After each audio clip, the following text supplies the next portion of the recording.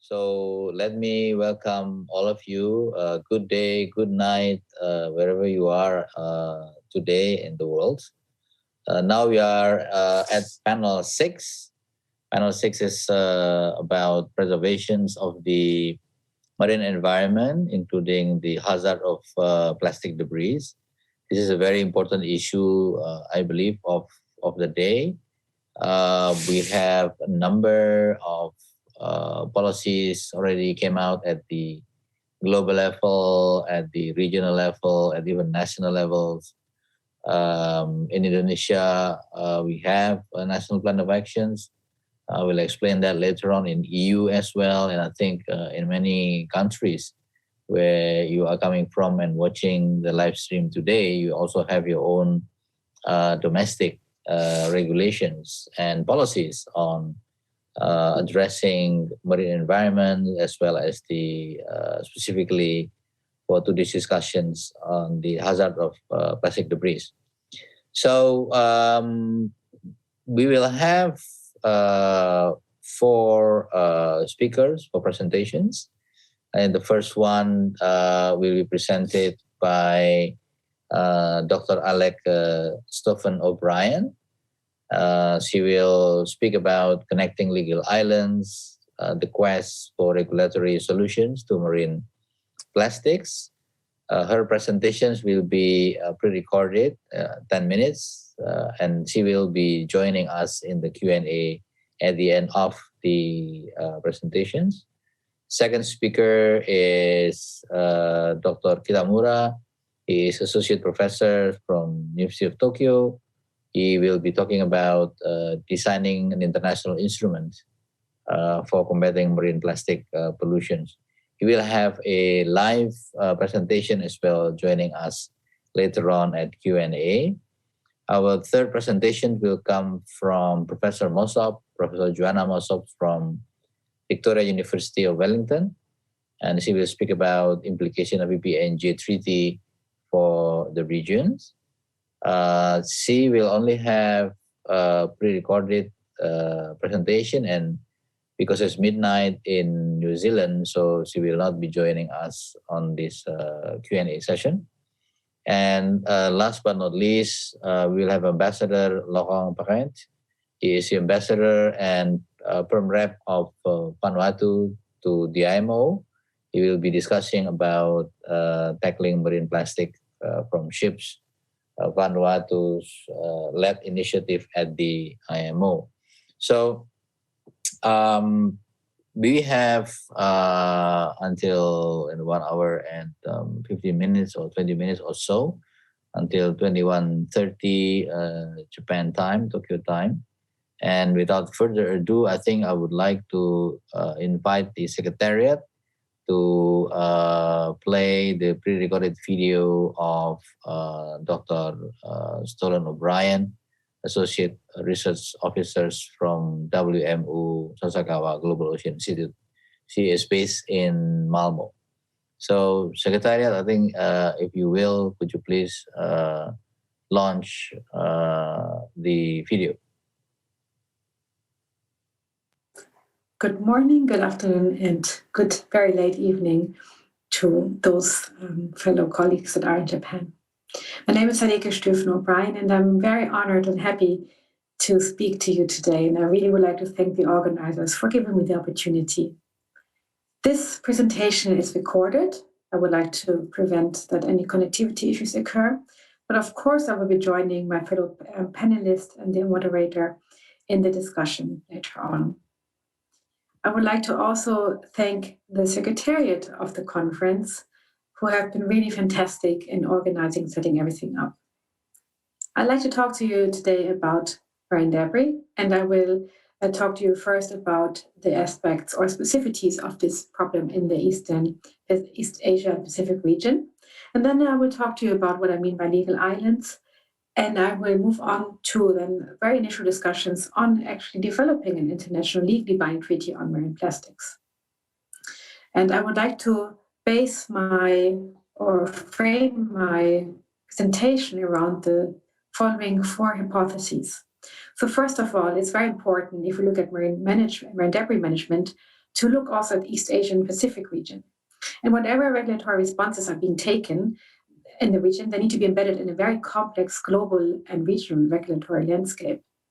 We've been taking measures to address marine debris from different kind of sources since the 1970s, but we have still a huge amount of plastics entering the ocean each year, approximately 8 million to 12 million tons. And this is predicted to increase significantly over the next 20 to 30 years. And that is why needs to be quite a systematic shift or change. And this might be achieved by the planned international new legally binding agreement to address marine debris. Now, all of this is quite important to acknowledge the obligations stipulated under UNCLOS. And for example, Article 195 UNCLOS, which stipulates the obligation or the duty not to transform one type of pollution into another, is really important when we look at alternatives to plastics. So, for example, biodegradable plastics are not actually made to biodegrade in the marine environment due to the temperatures. So really understanding what kind of solution we're finding and whether these have an impact somewhere else in the marine environment. So when we look at this map, it really clearly, I think, outlines quite well the issues that we are having in the region, but also worldwide. And this is not a finger-pointing exercise. It's just to outline what needs to be addressed. So first of all, we know that the region is host to several top polluting countries with regard to mismanaged plastics. And the little brown dots that you can see here are those hotspots that are modeled according to the mismanaged waste combined with population density, so maybe big urban cities. And these are mainly in the Asian region. But then correlating to that, you have also the yellow dots, which are associated with fishing intensity. And these, we know that fishing intensity is correlating with the occurrence of marine debris from these fishing activities. So you can see several hotspots also in the Asian region, but also, for example, in the Northern European Mediterranean Sea, but also in the Atlantic Ocean. And then you have also the gray dots on this map. They are relating to shipping as a source of marine debris. And quite, I think, interestingly, we have the blue spots, which are relating to watersheds, so the input of rivers into the marine environment. And in the Second World Ocean Assessment, which was launched 2 weeks ago, and we have clearly seen that we have a lot of uncertainties and knowledge gaps with regard to the sources and pathways of marine debris, but also we have a clear asymmetry on where we know where the sources and the pathway and the distribution. Some regions are really understudied. So whatever we know from these kind of big assessments makes it clear that it's quite difficult for any legal measures to be taken if we do not know what the main pathway and sources are, for example. So this is clearly, this scientific sort of exercise is clearly guiding us in moving forward. And when we talk about marine litter or marine debris, I would like to propose quite an old UNEP environment definition, which says that marine litter is any persistent, manufactured or processed solid material discarded, disposed of, or abandoned in the marine and coastal environment. And this could be fishing gear, containers, sort of like hygienic product, microplastics, but also, and most importantly, increasingly in the last couple of, the last year now, is any protecting material like masks and gloves. We find them increasingly in huge amounts in the marine environment. At the moment, there's a correlation between these masks that are coming from urban runoff, so very much associated to city urban living. And these kind of plastic that we find in the marine environment is a predominant source of marine debris. We have approximately between 70 and 95% of the marine debris that we find, depends pretty much on the region, is plastics. So the turning point for everything that we're doing will be and should be plastics, if you want to make a big major change in terms of pollution load into the marine environment. And we know that the global demand for plastic is expected to increase substantially in Africa and Asian countries. And this is modeled by the University of Oxford, as you can see here. And Asia is already the largest region, and we expect it to grow quite significantly. And where we have demand, we're going to have plastic supply and therefore increased production. So really targeting and working in the Asian region is quite of key importance if we want to make a change, because we know that there's a huge amount of mismanaged waste currently in these regions. So part of the plastic production doesn't stay within a circle, but we know that it enters the environment and in the long term of the marine environment. And we have been doing actually quite a lot on marine debris. It's not a very much emerging issue. So already in the 1970s, the London Convention dealing with dumping in the marine environment has been adopted, and MARPOL similarly, which really both of these instruments have actually a reference and name the word plastics in their legal text. So it means that there must have been quite one awareness or a certain awareness that plastic is a substance that might be impacting the marine environment. And if you just look at the entire plethora of instruments and policy initiatives that are being taken, updated MARPOL, so really new revised MARPOL Annex 5 dealing with ship-based shipping as a source of marine debris. We have regional actions, we have Basel Convention, Convention on Biological Diversity, so huge amount of different instruments and actions taken by quite a diverse set of actors. And this is what I mean with the legal islands. UNCLOS has these source categories of pollution, and this is really reflected on how the regime to manage and address marine debris has been developing. So we have the IMO regime, under which MARPOL Annex 5, addressing ship-based pollution of marine debris, has been developed in the London Dumping Convention and Protocol, which is relevant for direct dumping of plastics, but also now increasingly we know that sewage, for example, dumped sewage from sewage treatment plants contains microfibers. So this is a really important source of plastics as well. And under the auspices of the United Nations Environment Programme, the regional seas conventions are quite active and have developed action plans on marine litter. And then we'll be talking about that later as well. Chemicals and waste are regulated under the Stockholm and Basel Convention. We have the Convention on Biological Diversity dealing with the impacts in the receiving environment. And the Food and Agriculture Organization is responsible for the impacts from fisheries, but also agriculture, for example. And very importantly, we need to also think about the trade aspects of this, so export, import of waste, the World Trade Organization, as well as the initiatives taken by political blocs such as G7 and G20, which both have adopted marine debris or plastic action plans. And so have also regional trading blocs such as ASEAN. So we have actually quite a big selection of instruments, but they seem to be quite fragmented and not very much integrated and having an overarching umbrella.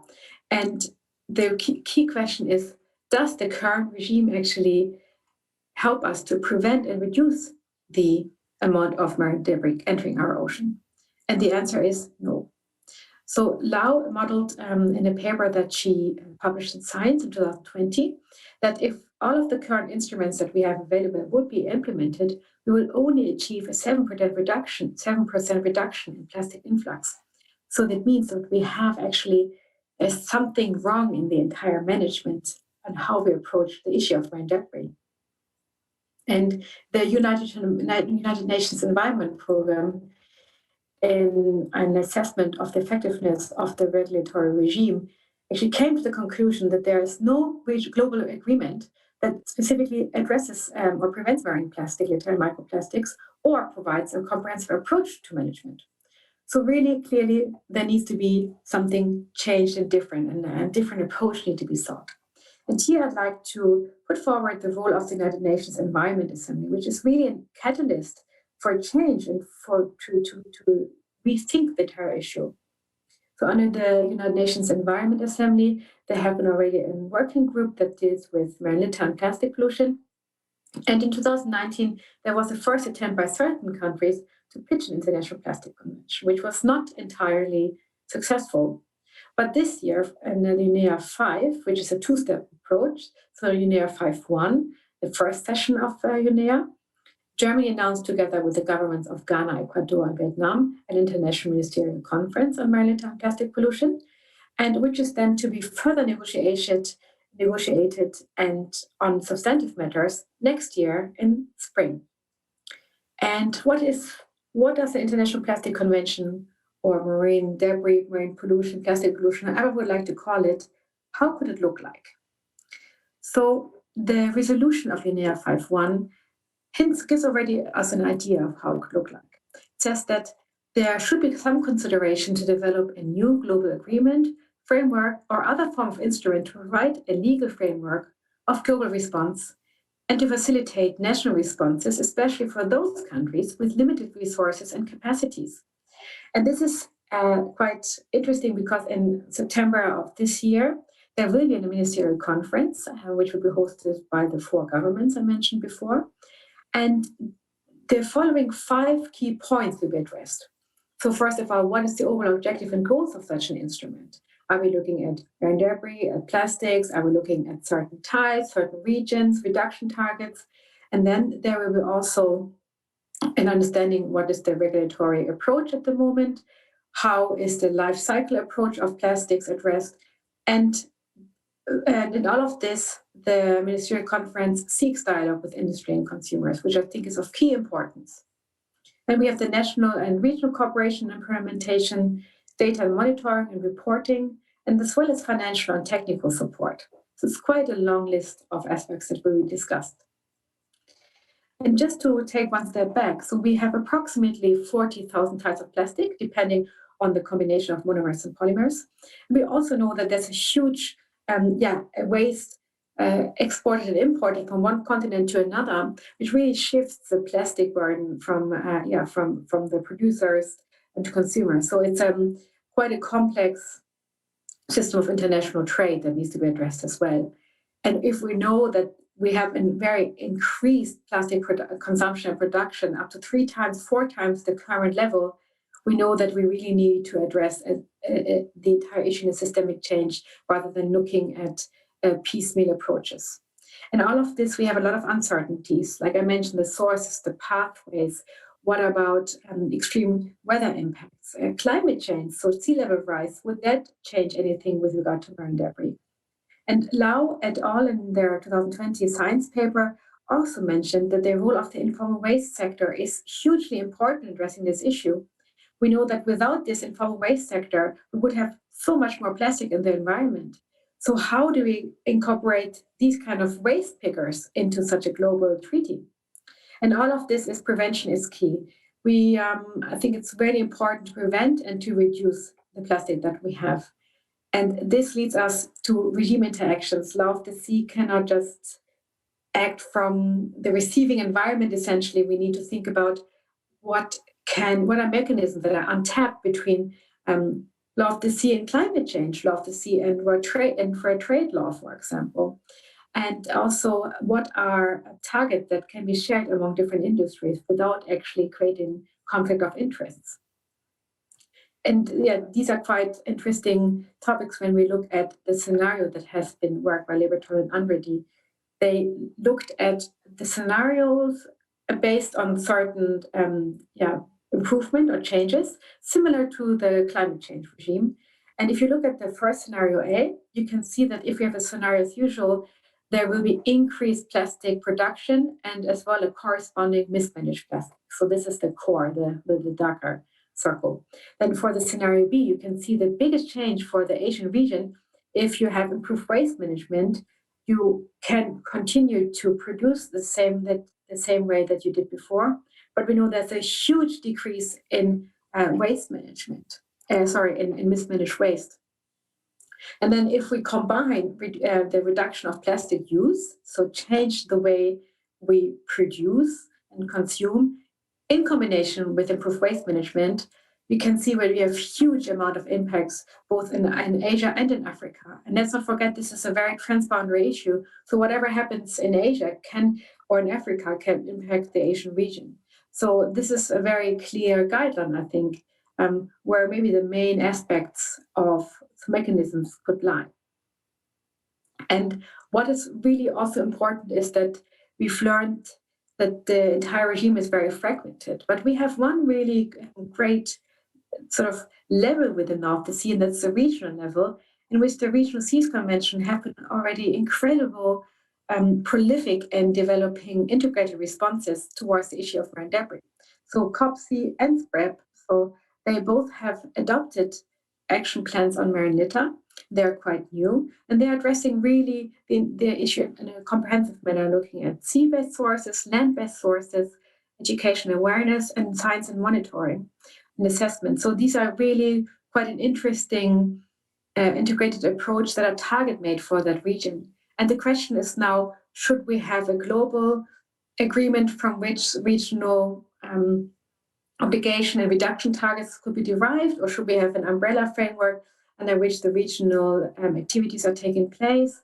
Should it be global versus regional or a combined approach? So these are quite interesting questions that need to be considered in moving forward. And just overall, to finish up now, we know that from a North Sea perspective, we are currently not doing enough. The fragmented approach is not the way forward, but how should we move forward? What is clear is that there are certain already obligations, such as a duty not to transfer one type of pollution to another, are very relevant now in guiding our decisions.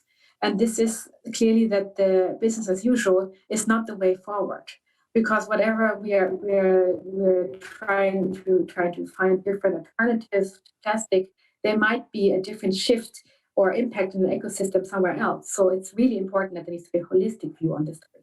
And to really integrate the entire global plastic supply chain is extremely complex.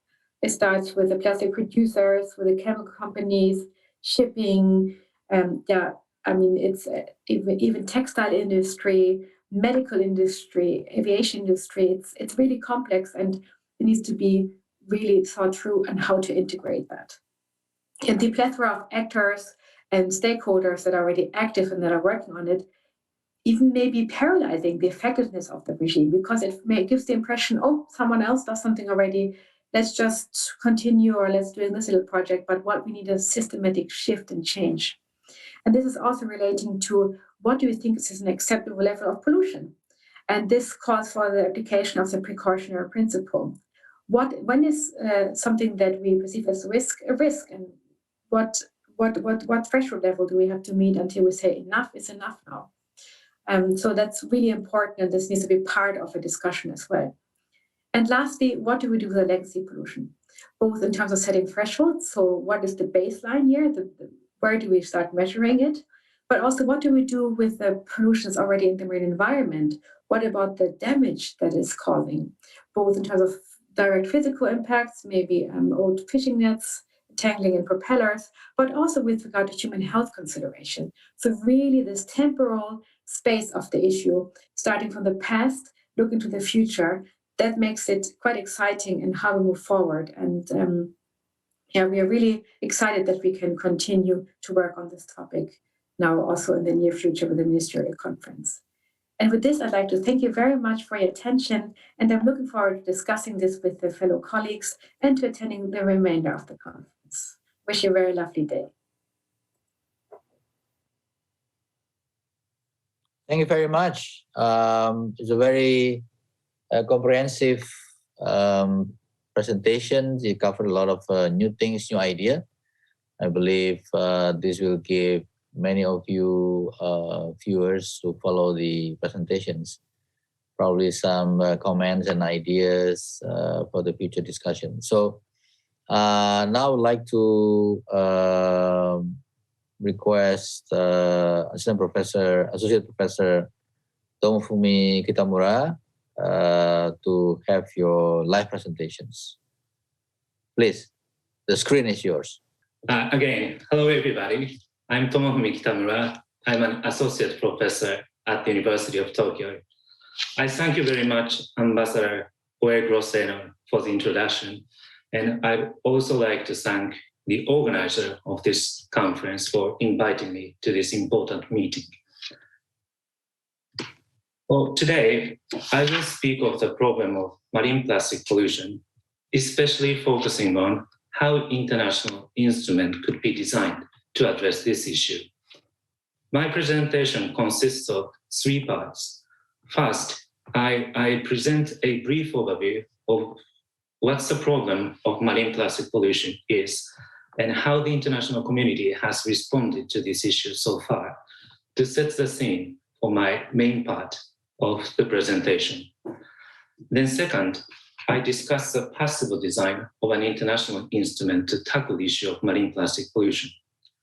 The important point here is that the success of an environmental regime is highly dependent on contextual factors. A design that works well for one issue may not work for another.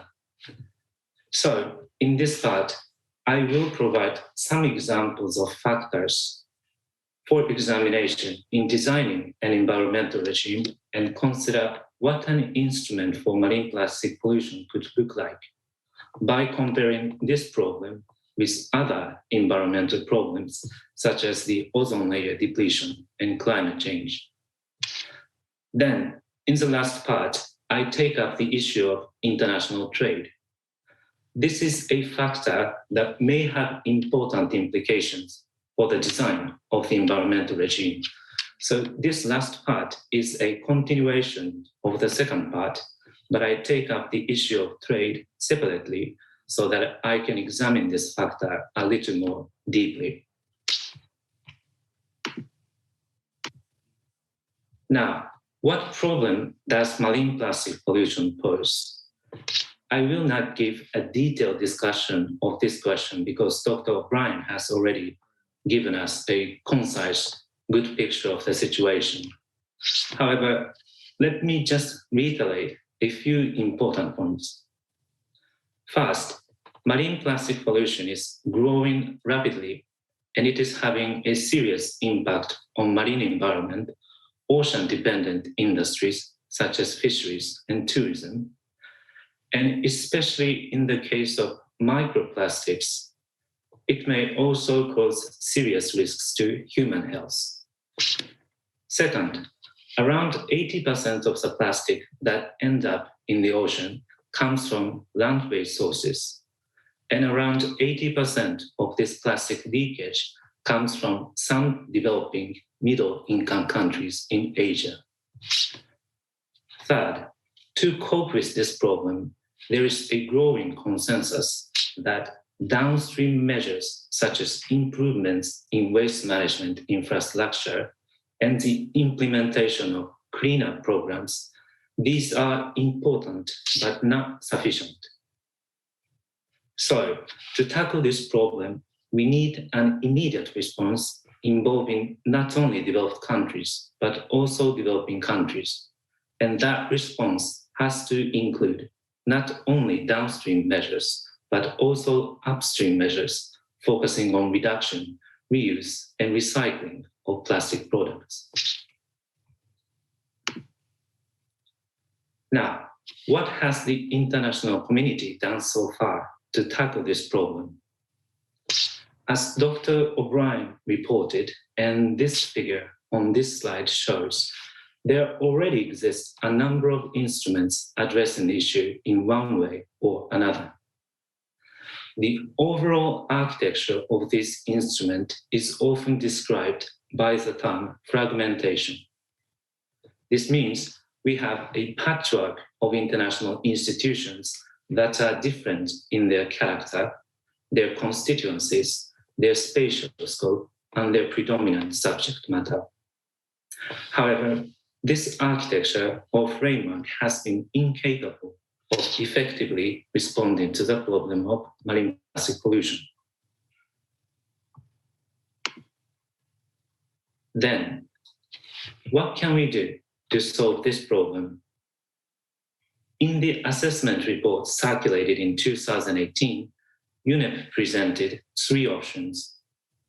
Option 1 is maintaining the status quo. Option 2 is strengthening the existing international framework. And option 3 is creating a new international binding instrument. Among these options, option 1 is not a true option, because if we maintain the status quo, the ocean might contain more plastic than fish in 30 years. On the other hand, the line between option 2 and option 3 is not very clear. If the choice here is between non-binding and binding instruments, it may be a question of trade-offs between feasibility and effectiveness. If instead the choice is whether we want multiple institutions operating independently or a single institution playing a central role in the combat against marine plastic pollution, we may be asking whether a fragmented or integrated approach is more effective for the purpose of environmental governance. And this is a question that has been widely discussed in the literature of global governance theory for a decade, but no conclusion has been reached yet. On the one hand, the fragmented approach may induce forum shopping behaviors, each country just choosing whatever environmental standards that it can achieve anyways, or without much effort. However, the fragmented approach may also facilitate quicker, more innovative, and more far-reaching decision-making among like-minded countries. In either case, the choice between option 2 and option 3 depends on what kind of new instrument, binding instrument, are we creating, if we are creating one. Because even if we create a new plastic treaty, the outcome may not be much different from that of a non-binding instrument or multiple instruments operating independently if the treaty leaves almost everything to the discretion of each country, such that each country can choose whatever standards or actions it is comfortable with.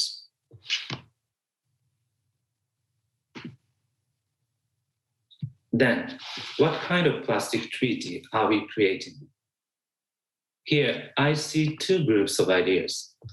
One relates to the proposition that the new plastic treaty should be modeled after the Montreal Protocol on substances that deplete the ozone layer.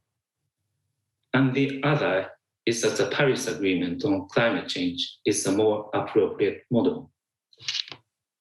The Montreal Protocol features a top-down approach. It lists certain substances in its annexes and obliges the parties to phase out their use of those substances. The obligation does not apply only to developed countries, but also developing countries, although they are subject to different time frames. The approach of the Paris Agreement is very different. It sets a global target at well below 2 degrees Celsius above pre-industrial levels. However, instead of providing mandatory reduction targets and actions for each party, it allows each party to set its own level of ambition and develop its own action plan. The Montreal Protocol model is very attractive because it represents one of the most successful environmental regimes ever created. However, in certain contexts, it is simply not feasible because it would be too ambitious or too effective. The Kyoto Protocol is a good counterexample. On the other hand, the bottom-up approach of the Paris Agreement seems to be feasible in most contexts, but it may not be sufficient for solving the problem. It is, of course, too early to say anything about the performance of the Paris Agreement, but the experience of the Convention on Biological Diversity, which is also characterized by a bottom-up approach, seems very suggestive. So, an obvious but important lesson here is that there is no panacea that can solve all environmental problems. What we need instead, when designing an environmental treaty, is a diagnostic approach that takes into account different features and contexts of each problem and provides case-specific prescriptions. Then, what factors should be examined in this diagnostic exercise? Here are some simple examples of questions that may be asked. A very basic question here is, where does the damage occur?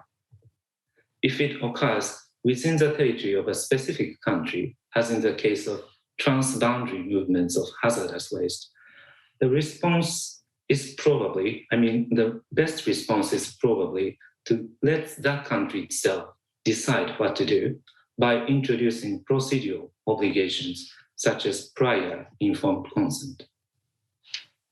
Another important question is, can a polluter and a victim be identified once damage occurs? If both can be identified, then liability and compensation mechanism may be a good way to incentivize parties to prevent damage. In the case where a victim can be identified, but not a polluter, the creation of an international fund for compensation might be worth considering. If it is the only polluter that can be identified, the creation of an entity which receives compensation on behalf of the international community may be an option. The third question is, are alternative technologies technically and economically feasible? If so, an ambitious top-down approach, such as the one we see in the Montreal Protocol, may be feasible.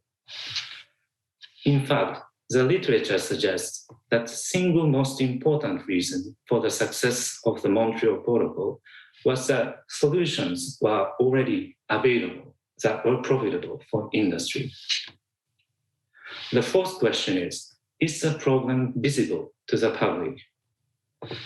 A good example or counterexample for this is the Convention on Biological Diversity. Many factors contributed to the relative underperformance of that convention, but one of the most important was the low visibility of the problem. It is hard for the public to understand what exactly we lose if biodiversity is lost. And as a result of this, countries struggle to mobilize political support from the public. Conversely, if the problem is highly visible to the public, an ambitious approach may be feasible. This also may suggest that consumer information schemes such as eco-labeling and awareness-raising programs can be very effective. Finally, one of the key questions that has a strong impact on the structure and content of the environmental treaty is who pays the cost and who receives the benefit of environmental protection. Again, the experience of the Convention on Biological Diversity seems suggestive.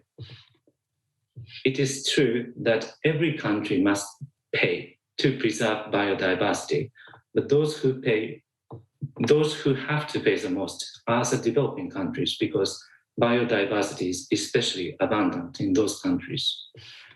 Again, it is true that every country benefits from the preservation of biodiversity, but probably bioindustry in some developed countries benefits the most. In such a case, strong cooperation are unlikely to emerge. Now, this is a result of the examination of several environmental problems, including marine plastic pollution. This shows significant oversimplification, but this kind of attempt may help us understand in broad strokes what an instrument for plastic pollution could look like. In this presentation, I cannot go through all of the details, but let me make 3 points very briefly. First, as for the second question here, various scenarios may be considered in the case of marine plastic pollution. For example, in an enclosed or semi-enclosed state, it may be possible to identify where each group of plastic comes from and where it ends up. Alternatively, if we can track the movement of plastic debris using satellite technologies, for example, polluters and victims may be identified in a broader context. Even then, many questions remain to be addressed, including whether it is a state, an industry, or company which should assume liability. But some type of compensation mechanism may be worth considering to incentivize prevention. Second, the problem of marine plastic pollution seems highly visible to the public, and this may enable consumer information schemes such as eco-labeling and awareness-raising programs work very effectively. Third, one of the most important characteristics of the problem of marine plastic pollution is that there is a large overlap between who pays the most for protection and who gains the most from protection. The countries that contribute most to pollution are those that suffer most from it. This is a quite contrast to the case of biodiversity loss, and this may suggest that in the case of marine plastic pollution, there's no strong reason just to jump onto sort of less ambitious bottom-up approach as if it is the only feasible choice. Now, let me move to the final part of my presentation and briefly explain how the factor of international trade may impact the design of plastic treaty. The key point, the basic point here, is that when markets are highly integrated, as in the case of plastic supply chain, unilateral regulations by one country may become de facto international regulations, especially for large countries such as the US and the EU. For example, one important measure for tackling the issue of marine plastic pollution is to introduce product design requirements to restrict certain additives and polymers so that plastics can be recycled efficiently. Now, if country A in this figure impose such product design requirements on all products which are sold in its market, the products that end up in this market of country A in one way or another must comply with those requirements. Furthermore, producers may be incentivized to follow these requirements even for products that do not end up in the market of country A, if using different additives and polymers for different markets do not make sense economically.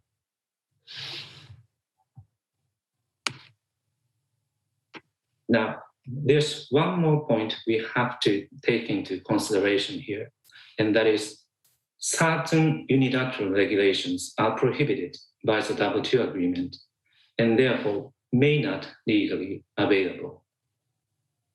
Then what types of regulations are consistent or inconsistent with the WTO agreement? An important distinction to be drawn here is whether the regulations are directed towards the risks involved in the product itself or the risks involved in the production process of the product. One example of the first type is a ban on products that contain asbestos. An example of the second is a ban on shrimp caught without using technology to prevent the bycatch of sea turtles. Again, I cannot go into the details of this, but according to the jurisprudence of the WTO dispute settlement body, the first type of regulation is likely to be consistent with the WTO agreement, whereas the second type is very controversial and more likely to be inconsistent with the WTO agreement. Then, which of these types would product design requirements on plastic belong to? Well, it is the first type because it is the design, additives, and components of the product itself that are regulated, that are targeted in these requirements. Then, what does this mean? Well, it means that for plastic design requirements, countries will be able to impose these requirements unilaterally. And when it is large economies such as the EU and the US that impose these requirements, the requirements may easily become de facto international regulations. From the perspective of environmental protection, this may be a good thing. This may be a good news. However, the problem in this approach is that strict regulations that are unilaterally set by large economies and become de facto international regulations often do not take into consideration the different conditions and different needs of other countries. And this is one of the most important points to be considered when designing a new plastic treaty, because in the existing literature, it is sometimes argued that international regulations on plastic design are not appropriate or feasible because this kind of top-down regulations would show disrespect for different conditions and different development needs of different countries. However, the reality may be the other way around. Large economies can set de facto international regulations however they like in any case. If so, it may be more appropriate to set international regulations through multilateral negotiation so that some flexibility can be included, as well as schemes for technical and financial assistance. Now, to conclude my presentation, if we can agree upon some top-down rules in a multilateral instrument, it would seem to make more sense to make that instrument legally binding and let that instrument play a central role in the combat against marine plastic pollution. The political and social context for ambitious instrument may not be as favorable as it was for ozone layer depletion, but it seems more favorable than in the case for biodiversity loss or climate change.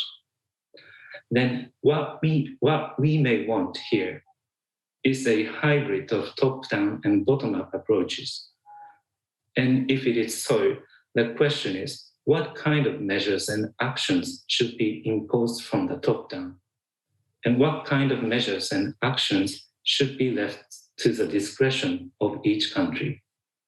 These, of course, require a thorough examination, but one point I suggested in this presentation is the product design, is that the product design requirement may be a good candidate for a top-down approach. Okay. With that, I end my presentation. Thank you very much for your attention. Thank you, Dr. Kitamura. Very interesting presentation indeed. You are giving us your view on factors to be looked at and studied further in the context of plastic treaty. Now I'd like to ask our colleague from the Secretariat to play the video of Professor Joanna Mossop from Victoria University of Wellington. My name is Joanna Mossop. I'm an Associate Professor at Victoria University of Wellington Law Faculty. I want to express my thanks to the organisers of this conference for inviting me to participate. I'm very sorry that I'm unable to be there in person tonight, but unfortunately the time zone and other commitments have meant that I've had to record this presentation and I will be unable to participate in the Q&A. However, I'm very happy if audience members want to contact me if you have any questions about this presentation. So the topic I will be addressing today is in relation to the current negotiations for a new treaty on the conservation and sustainable use of marine biodiversity in areas beyond national jurisdiction, which is often referred to as the BBNJ Treaty. I'm interested in exploring what the negotiations for a new treaty mean and for the region, and by this I mean the Asia-Pacific region. As many of you may not be aware of much of the detail around the negotiations, I will first briefly offer an introduction to the BBNJ process. The negotiations have been ongoing for some time now and cover a lot of ground, so it will only be possible to provide a brief introduction in this presentation. Next, I will cover the key positions of states from the Asia-Pacific region, emphasising that it's not possible to argue that there is a common interest of states in the region. The Asia-Pacific is very diverse, with a combination of developed and less developed states who have different concerns about the new treaty, and I'll try to illustrate the differences in opinion between those. And finally, I will highlight some selected implications for the region, focusing on the scope of the treaty and requirements for cooperation with institutions in the draft text.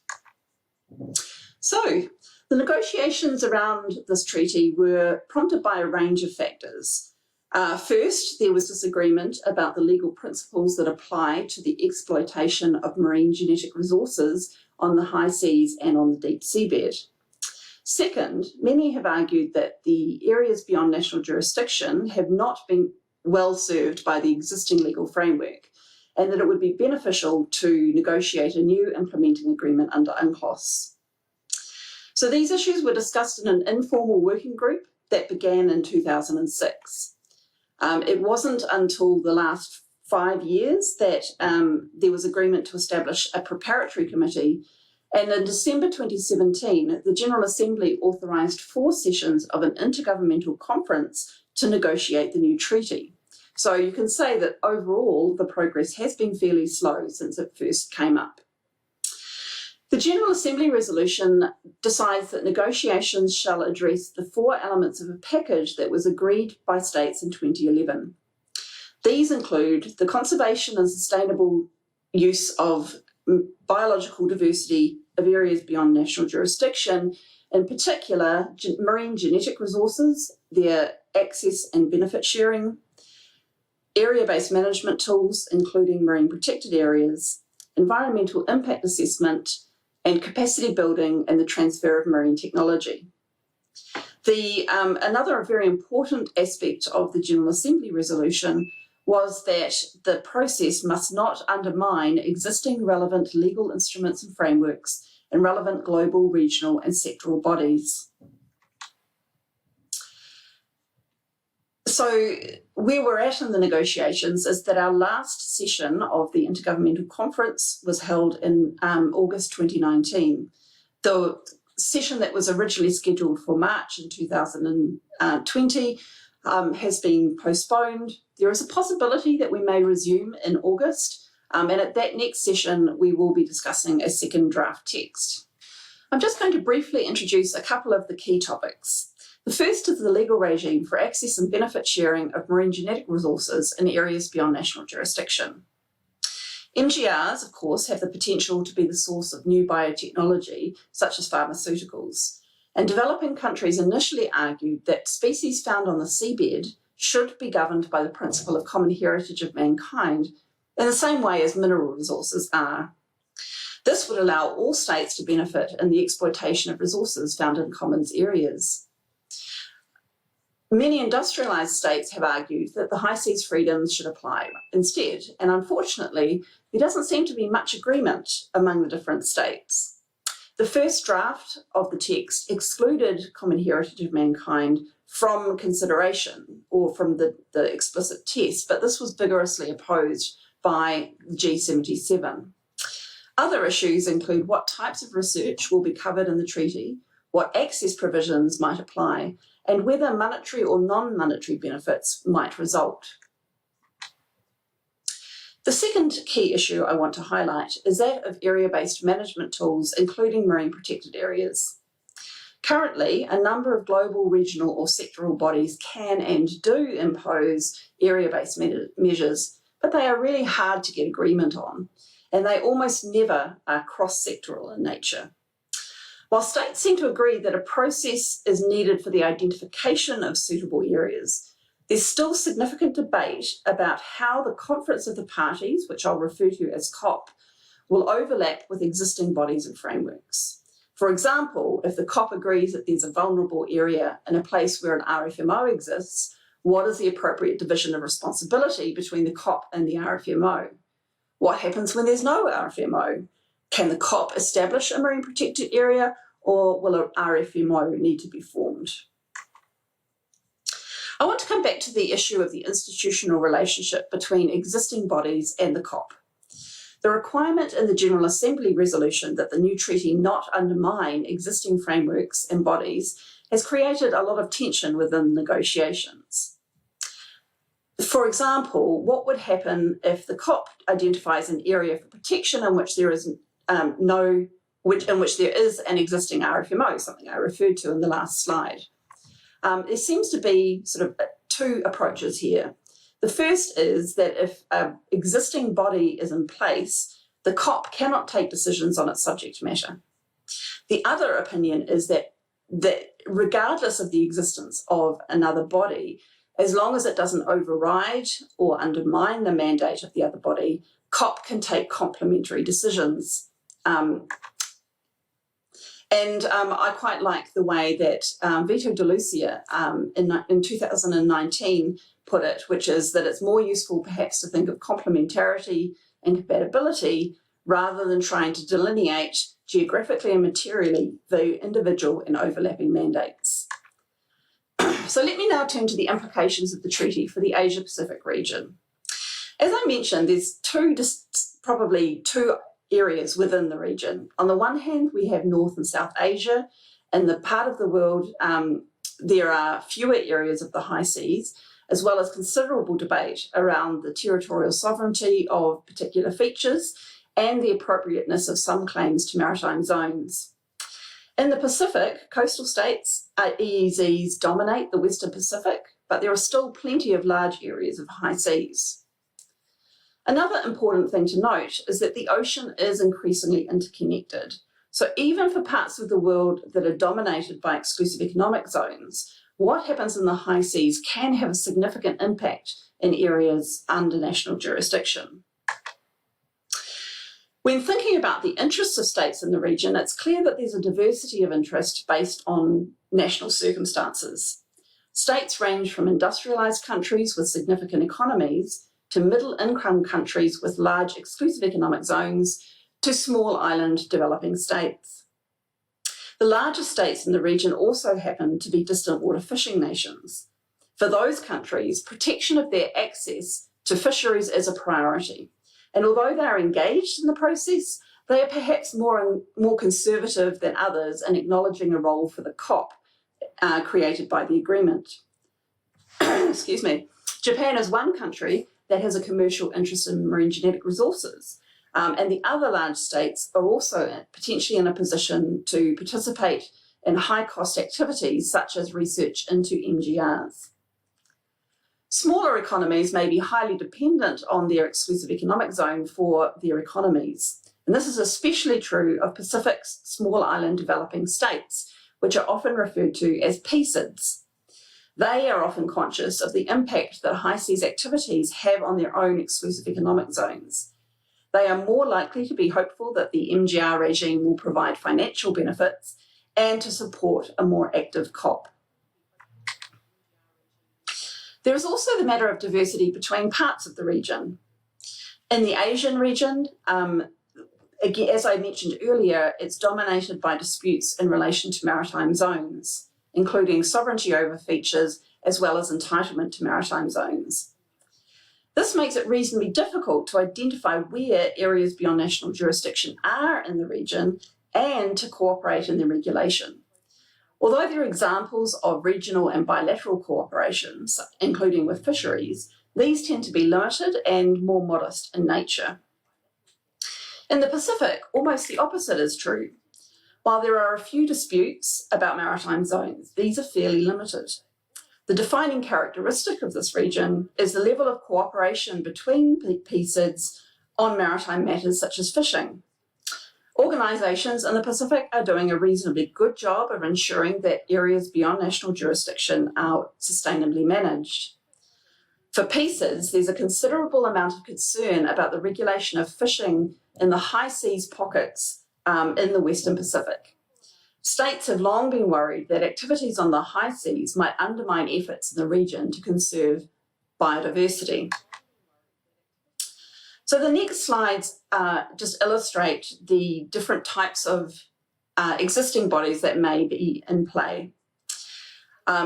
This slide focuses on regional fisheries bodies. And although the tuna RFMOs tend to achieve good coverage, there are overlapping areas of jurisdiction where coordination can be a problem. For non-tuna RFMOs, it is striking to see the number of gaps in regional coverage.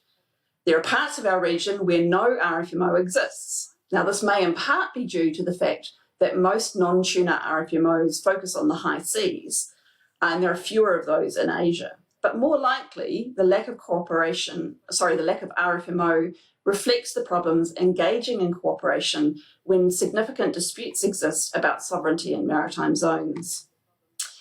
This map shows regional seas agreements. These agreements tend to focus on the prevention of pollution and tend not to have much jurisdiction over ABNJ, although there will be a few exceptions. Although there is an RSA that exists in the region, it's not extremely active and not particularly focused on regulation of activities. So, in the next section of my presentation, I want to reflect on the fact that different states in the region have taken quite different positions in the BBNJ negotiations. Of course, I do have to generalise in quite a broad way, and individual states do have their own more nuanced positions than what I'm able to present in this slide. Larger states, including Japan, China and South Korea, are happy to negotiate the treaty, but they are interested in ensuring that the scope of the treaty is limited, particularly when it comes to fisheries. They would prefer decision-making to be based on consensus, which means that states retain the ability to effectively veto proposals they consider to not be in their best interests. While some larger states are part of the G77 and China grouping, it seems that there is some divergence between the interests of the larger states and smaller states on the role of the common heritage of mankind principle. Smaller states in the region are more likely to favour an institutionalised framework that is more centralised. While the PCIDs would not want their regional cooperative architecture undermined, they hope that the treaty can incentivise states to improve their focus on marine biodiversity in areas beyond national jurisdiction, which strongly impacts on biodiversity in their own backyards. They are keen to see compulsory military contributions to build capacity and hope that obligations under the treaty can be supported through a strong, well-resourced set of BBNJ institutions. In the next two slides, I just want to focus on two selected aspects of the draft treaty that reflect some of these positions. Draft Article 6 requires states to cooperate for the purposes of conservation and sustainable use. The third paragraph reflects the tension between the global and regional approaches. On the one hand, many states believe that if there are no existing bodies, the COP should have the ability to impose measures to protect biodiversity. On the other hand, proponents of a more regional approach would want to include the bracketed text and argue that if there is no existing body, one should be created. Another example of this approach is found in Draft Article 15 about how to establish area-based management tools. What is particularly interesting is that it reflects the debate about regional bodies. Under the current draft, there are a number of possibilities about how an ABMT could be established. This could happen through existing bodies. Second, it could be done by the COP. This is controversial and opposed by many who would argue the existence of a body with a mandate over an activity means it is up to that body to regulate all aspects of the activity. So, for example, if an RFMO exists, the COP cannot issue measures for fishing industry or fishing activities. Third, there are alternative approaches to the situation where no relevant body exists. The first option, that COP could implement the measures itself, and the second option is that the COP cannot create area-based management tools and a body must be created to take those decisions. Of course, one can anticipate problems if it is proposed to say that measures, so if the proposal is that measures to regulate fishing in an area of the Asian region, for example, be established under the COP. In parts of the Asian region, there are disputes about the ability of small features to generate EEZs. Depending on the outcome of those disputes, it's hard to even get agreement on where the areas beyond national jurisdiction are. It might be worthwhile to include some provisions about what to do in situations where states are in these sorts of dispute. So, what are the implications for the Asian region? Well, as I've already emphasised, the existing unresolved disputes mean it is harder to agree on which areas are under state jurisdiction and which areas are beyond state national jurisdiction. Unfortunately, the result of that is that activities having an impact on marine biodiversity are not being adequately managed. Although there is a tuna RFMO in the region, no other existing RFMOs apply to the Asian region. And so it would be extremely difficult to establish one given the disputes. States in the region are unlikely to support the idea of the BBNJ COP imposing measures in areas they consider to be in their national jurisdiction. And this is a serious problem and one the BBNJ draft treaty offers no solution for. It assumes that we understand where the areas beyond national jurisdiction are. It would be desirable if there could be some obligation on states to cooperate, even in those situations. It may be possible for the scientific and technical body to encourage the sharing of information about marine areas in the region, which might lead to more cooperation based on science. However, I suspect that even in that situation, some states would argue it's outside the scope of the agreement. Of course, there are potential benefits to the region, and particularly the smaller economies in Southeast Asia may benefit from capacity building and any benefit sharing that's established by the marine genetic resources regime. The cooperative approach in the Pacific is very visible in the BBNJ negotiations, where the group representing PCIDS is extremely active and engaged, and it does a great job of ensuring that the voice of the region is heard loud and clear. The Pacific has a lot to gain from the BBNJ agreement. Requirements on parties to cooperate to ensure sustainable use of biodiversity may empower small states to raise issues in existing bodies and help to tip the balance in favour of expanding mandates of these bodies where necessary. There is the potential for greater coordination and cooperation among sectoral bodies, which would enhance potentially the state of biodiversity in the Pacific region. Also, Pacific states have been successful in getting traditional knowledge inserted in the draft text as a factor that states might rely on in addition to more traditional science. On the other hand, PCIDS will not get everything that they would like. The efforts to raise the role of coastal states in adjacent areas of the high seas, such as high seas pockets, has so far been resisted by many states.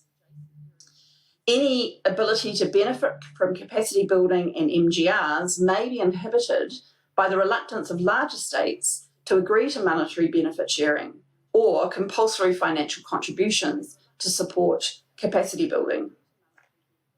And finally, the shape of the relationship between the fairly effective regional architecture in the Pacific and the COP is not yet clear. It should be okay, but it will depend on the final text. So in conclusion, in this presentation, I have attempted to demonstrate that there are both challenges and potential benefits from the BBNJ treaty for the region. It's important to note that the draft text still reflects considerable disagreement about key aspects of the treaty. Many have their doubts that the fourth session of the negotiations will result in an outcome, given the wide gaps in positions between parties that have no obvious solution. Although Asia and the Pacific are very different in terms of the interests of the coastal states and the institutional framework, the agreement does have promise that it might lead to a renewed focus on cooperation for the purposes of conserving marine biodiversity. And smaller states in particular may benefit from the provisions on MGRs and capacity building. So that's the end of my presentation, and I thank you for your attention. Very interesting presentation indeed. Unfortunately, Professor Mossop could not be with us. Actually, I have some questions, but maybe some other time. Now, the last speaker, Ambassador Lokong Parents, he will be talking about Vanuatu's initiative in the session of IMO for tackling marine plastics from ships. I would like to invite the Secretariat to launch Ambassador's Lokong presentations.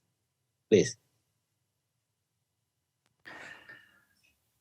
Good morning, good afternoon, and good evening to all. I'm very grateful and honored to take part to this panel discussion on the preservation of the marine environment, including the hazard of plastic debris. I am the ambassador and permanent representative of the Republic of Vanuatu before the United Nations International Maritime Organization. I'm also the current chair of the IMO Technical Cooperation Committee, and I am the board member of the Board of Governors for the World Maritime University. Today, I will drive you through Vanuatu's quest before the IMO to strengthen the existing international regulatory framework applying to international shipping to reduce marine plastic litter from ships.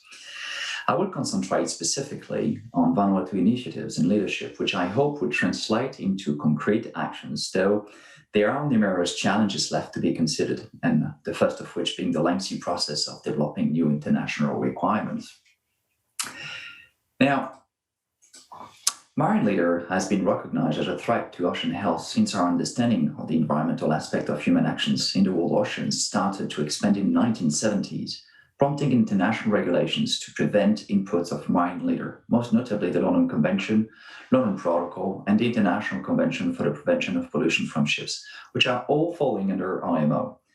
Today, marine litter presents a huge problem in our oceans, with some scientists warning that by 2050, the quantity of plastic in the oceans will outweigh fish. Surely the Great Pacific Garbage Patch illustrates the extent and seriousness of the problem, holding around 80,000 tons of marine debris.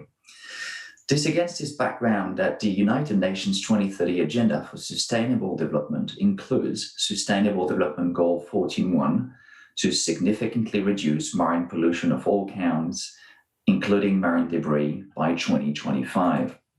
Now, current available data informs a very rough global estimate that 80% of plastic would come from land-based sources and that sea-based sources may be underestimated owing to lack of data.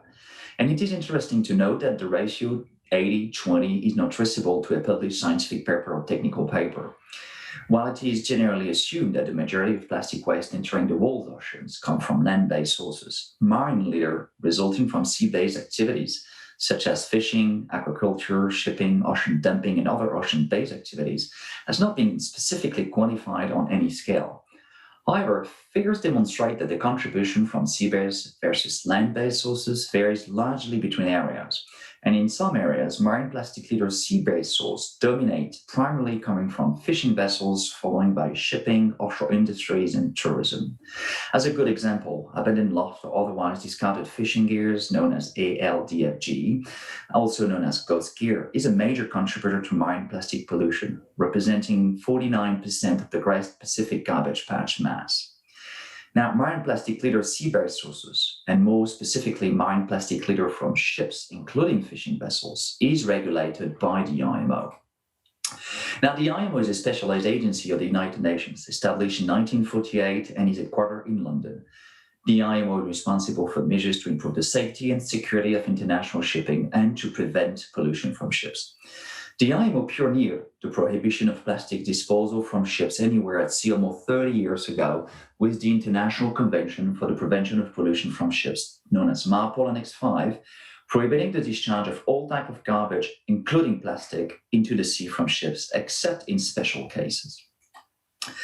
Now, for you to better understand how IMO develops an international regulatory framework, let me present you briefly some key elements. The IMO has 174 member states. IMO governing body is the Assembly, which is made up of all IMO member states.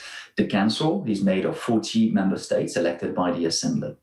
The main technical work is carried out by the Maritime Safety Committee, the Marine Environment Protection Committee, the Facilitation Committee, the Legal Committee, and the Technical Cooperation Committee, which I am currently the chair.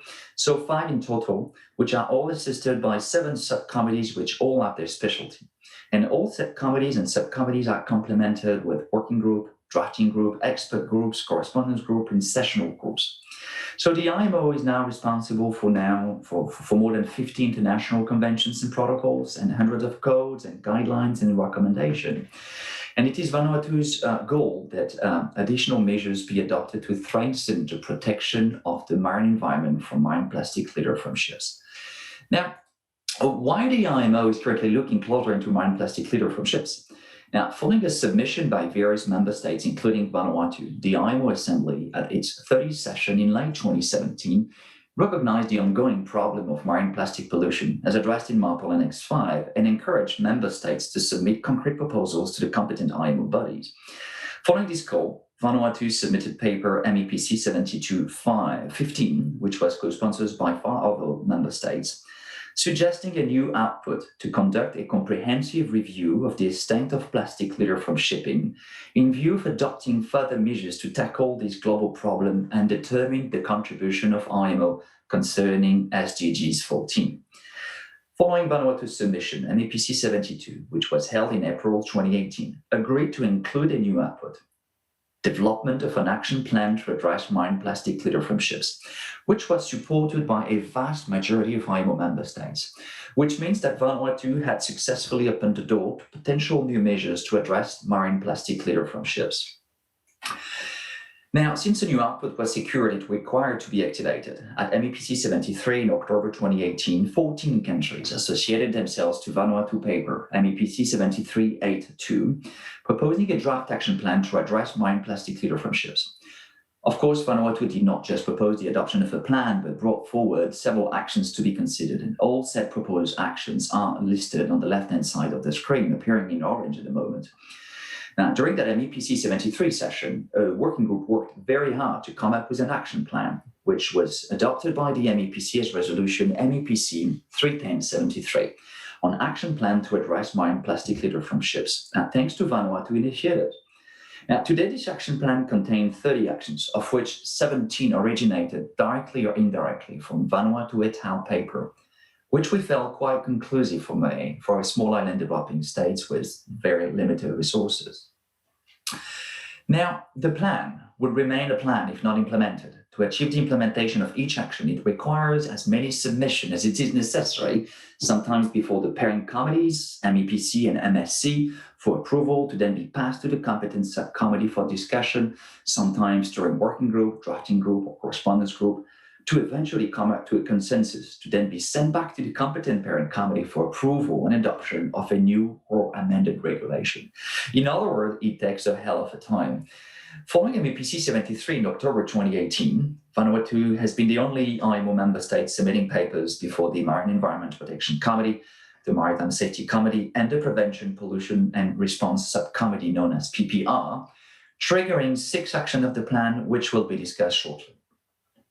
Now, Vanuatu's first action upon adoption of the plan was to suggest the adoption of an IMO strategy, since it was Vanuatu's views that the adopted action plan would have gained in clarity if integrated into a broader structural strategy. So Vanuatu submitted document MEPC 74-82, proposing the development of an IMO strategy to address marine plastic litter from ships that would provide tangible outputs to guide short and midterm actions with a work plan and timeline and modalities. MEPC 74, held in May 2019, noted wide-ranging support for the development of an IMO strategy and tasked a correspondence group to develop said strategy, the report of which will only be considered in November 2021, due sadly to the pandemic. Now, while drafting our submission, we set the foundation of the IMO action plan to address marine plastic litter from ships. I've quickly come to the conclusion that marine plastic litter from ships, including fishing vessels, had not been thoroughly quantified on any scale, and its contribution on the global burden of plastic in the world ocean was poorly understood. Vanuatu was therefore of the views that the IMO had to conduct an assessment of the levels and sources of marine plastic litter from ships, including fishery, as well as their cause, to assist in the implementation of the IMO action plan. So Vanuatu, along with his co-sponsors, suggested that GEZEMP be associated to this first IMO study. And MEPC 73 welcomed said proposed study on marine plastic litter from ships, and in association with GEZEMP enlisted said study as action 24 of the action plan. And said action 24 was immediately triggered with the establishment of a correspondence group tasked to identify issues to be considered under said study. Now, the same correspondence group also triggered Action 26, also suggested by Vanuatu, with the development of a regulatory framework matrix in which a large number of international, regional, and national regulatory instruments were identified so that to collect a broad understanding of the existing regulatory framework. In May 2019, MEPC 74 tasked a working group to develop terms of reference for the IMO study, and then tasked the GESAMP Working Group 43 on sea-based sources of marine litter to address part of the terms of reference. And it is interesting to note that the GESAMP Working Group 43 report should be out by June or July 2021 and should be considered by the MEPC probably in June, but more certainly in November this year. Now, let's turn to abandoned, lost, or otherwise discarded fishing gear, also known as ghost gear, which is a major contributor to marine plastic pollution, with an estimated 27% of beach litter in Europe and 46 to 49% of the Great Pacific garbage patch mass. Now, against the complete lack of current global coordination or international data repository for the reporting of losses of fishing gear, in May 2019, Vanuatu submitted paper MEPC 7483 with a view to trigger Action 22, coming also from a Vanuatu proposal, aiming at establishing the mandatory reporting of lost and discharged fishing gear, and therefore setting up the first international data repository for the mandatory reporting of loss of fishing gear. As I mentioned before, the IMO pioneered the prohibition of plastic disposal from ships anywhere at sea almost 30 years ago with MARPOL Annex 5, prohibiting the discharge of all type of garbage, including fishing gear, into the sea from ships, except in special cases. Now, these special cases are covered by Regulation 573 and 74 for the accidental loss of fishing gears and the discharge of fishing gears for the protection of the marine environment or for the safety of the ship or its crew. So the current reporting requirement from fishing operator to the flag state and where appropriate to the coastal state is regulated under Regulation 10.6 of MARPOL Annex 5. But it is limited to fishing gears that are accidentally lost or discharged, and those that pose a significant threat to the marine environment or navigation, which means that the reporting is very limited. In addition, the data to be collected are left to the satisfaction of the administration. And it is a fact that said existing reporting requirement, which yet is mandatory, is barely implemented by national administrations. Moreover, there is no requirement for these data to be reported to IMO when large knowledge gaps remain concerning amounts and rates of lost and discharged fishing gear. So, to address these points, Vanuatu submitted paper MEPC 7483.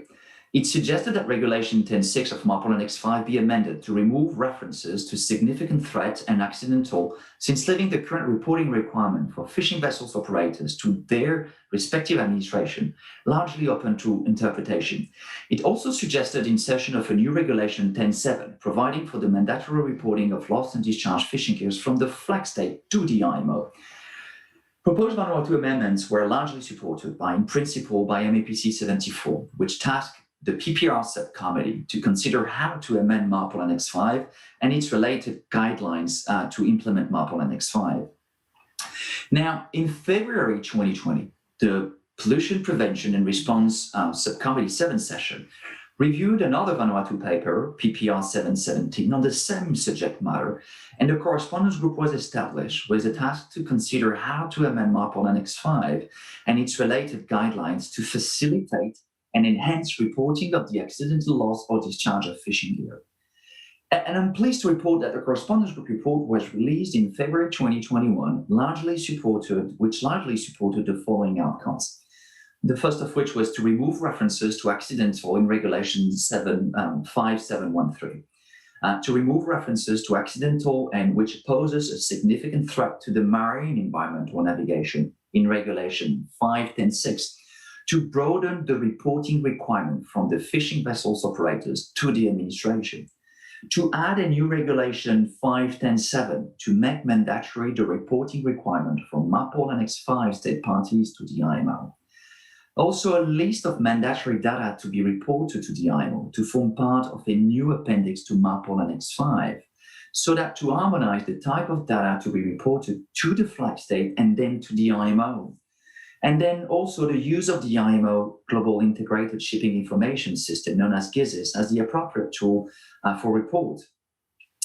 However, concerns were raised as to the need for the anonymization of the data to be reported, specifically for the identification of the vessels, the marking of the fishing gear, mainly for commercial reasons, which led Vanuatu to submit another paper, PPR 881, to stress on the need to declare the identification of fishing vessels and the marking of fishing gear when available. Indeed, it is Vanuatu's views that the mandatory reporting of the identification of the fishing vessels and the marking of the fishing gear when available would create a strong incentive for reporting lost or discharged fishing gear. It would also create an even stronger disincentive for intentional abandonment or discarding of fishing gear, while also encouraging their retrieval due to their identification components, mainly the marking of fishing gear, would be made mandatory. Now, sadly, consideration of both the correspondence group report and Vanuatu paper were deferred to 2022 due to the COVID-19 pandemic. Now, talking about mandatory marking of fishing gear, MARPOL Annex 5 applies to all ships, including fishing vessels, and prohibits the discharge into the sea of all garbage, including fishing gear. Looking at the volume of fishing gear into the ocean, despite this complete ban, it is obvious that the current regulatory framework is neither not effective or inadequate on the ground that the direct enforcement of MARPOL Annex 5, particularly at sea, is difficult to accomplish.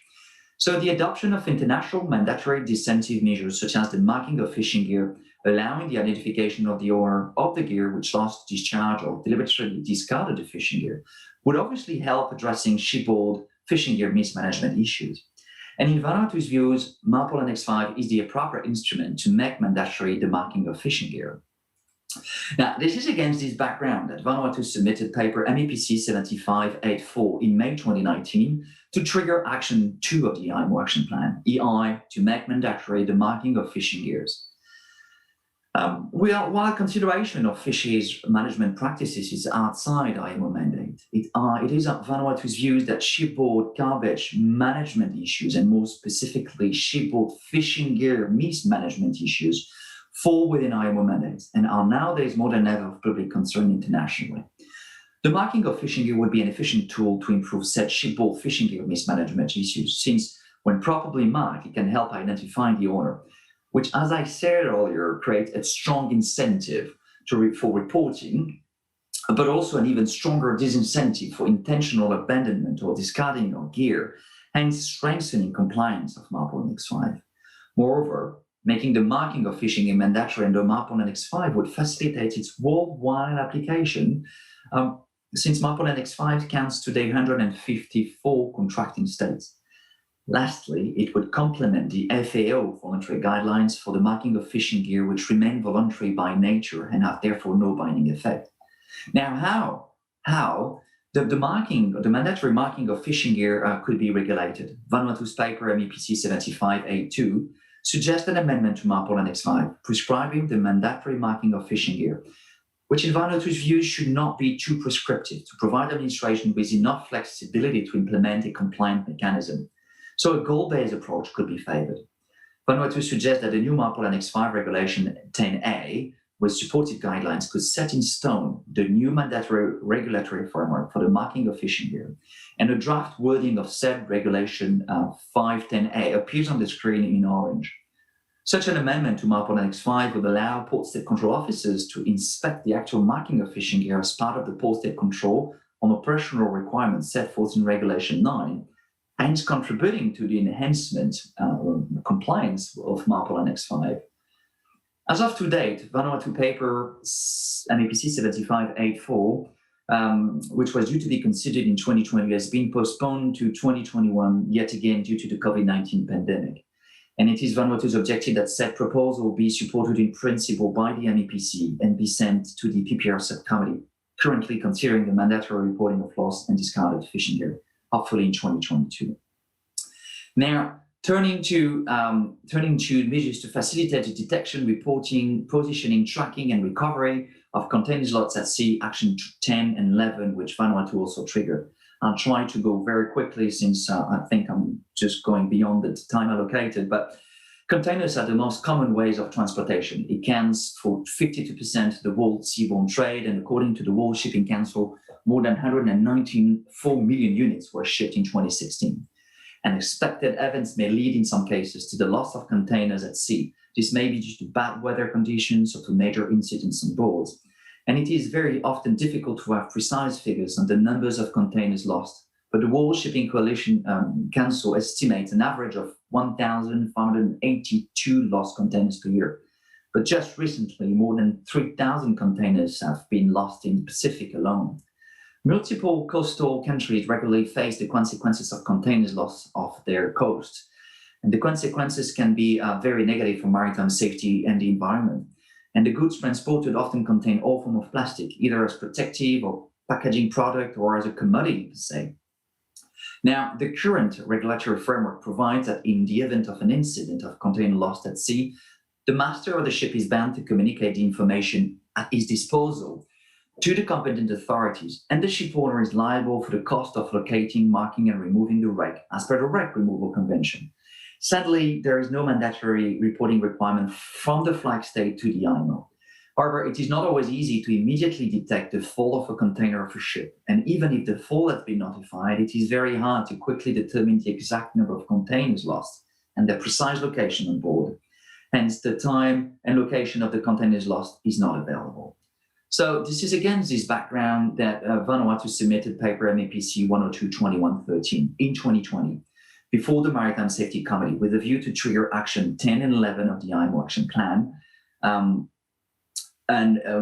which is an important point to note, also coming from Vanuatu paper, which you will recall contributed to the IMO Action Plan. Now, this submission proposes a new output on measures to facilitate the detection, reporting, positioning, tracking, and recovery of containers lost at sea. This new output to be secured before the Maritime Safety Committee is required because the IMO Action Plan to address marine plastic litter from ships was adopted by another IMO committee, namely the MEPC. So the MEPC must first approve a new output to start considering this new agenda item. Now, with this new output, Vanuatu intends to complement the current regulatory framework with the mandatory reporting requirement from the flag state to the IMO in case of loss of containers, which is not currently prescribed by any international convention, hence the lack of reliable data. And this new requirement will lead to the establishment of the first international data repository of containers lost. Likewise, the accuracy of the location and exact time of containers lost at sea may also be quite uncertain. Therefore, Vanuatu is seeking to regulate the usage of new and emerging technologies, including containers tracking and tracking devices, geolocation, and automated radio communication, as a means to meet reporting requirements and assist in the location of containers lost. Interestingly, Vanuatu paper was scheduled to be considered today, 11th of May, by the Maritime Safety Committee. And if you are watching this pre-recorded video, it is because the discussions are still going on at the Maritime Safety Committee, currently meeting in a virtual format, which prevented me from making my intervention live. Hopefully the outcome will be positive and this new output will be secured so that we can start proper consideration of the matter. Now, I've got 2 more slides. I know I'm going beyond the time allocated, but I will rush to finish my presentation. I'm turning quickly to another Vanuatu initiative, which is the inclusion of basic training on marine environmental awareness oriented on marine plastic litter, including abandoned lost or otherwise discarded fishing gear for all fishing vessels personnel, which is Action 20 of the Action Plan. Now, more than 98% of the world fishing fleet of approximately 4.7 million fishing vessels consists of vessels smaller than 24 meters. And appropriate training on marine environmental awareness focused on marine plastic litter should be as important as basic safety training for those fishing vessel personnel. So in 2019-18, Vanuatu proposed what is now known as Action 20 of the IMO Action Plan, consisting in including basic requirements training regarding marine environmental awareness, focus on marine plastic litter, as a separate basic training for all fishing vessels personnel in Chapter 3 of the STCWF Convention. And in this connection, in February 2021, the Human Training and Watchkeeping Subcommittee considered document HTW 782 by the Netherlands, triggering Action 20, originally proposed by Vanuatu. And said subcommittee agreed to focus its attention on making those amendments for future mandatory application, which I believe is another great successful outcome. I'm coming to an end of my presentation, which I'm hopeful has enlightened you on why new international regulatory frameworks take time to be adopted, but also to be implemented. I have dedicated time and effort in this difficult task, which, yes, indeed, can be very frustrating and yet very rewarding once achieved. The IMO action plan is due to be completed by 2025, and I can only be hopeful that other IMO member states will start looking into this major issue at IMO while supporting Vanuatu proposals. Interestingly, the action plan contains some very interesting potential avenues to strengthen the existing regulatory framework, such as Action 12.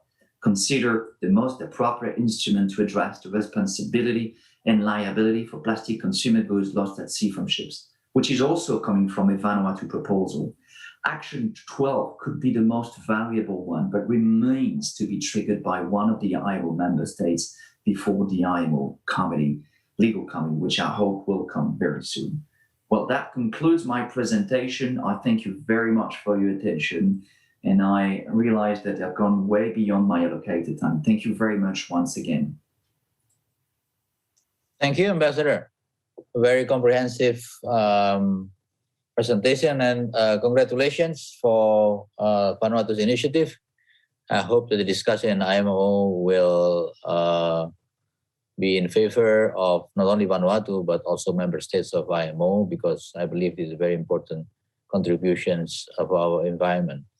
Now, before we go into discussion, I just want to have a little bit of a comment based on our own experience, Indonesia and the marine plastic debris. I think I was personally thinking of international treaty as such, but when we look deeper, it's very clear that it's may not be the best solutions. I'll tell you why.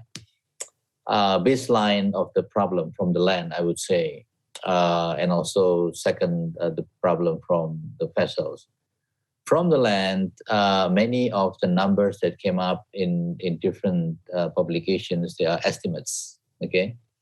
Jenna Jambek had estimates that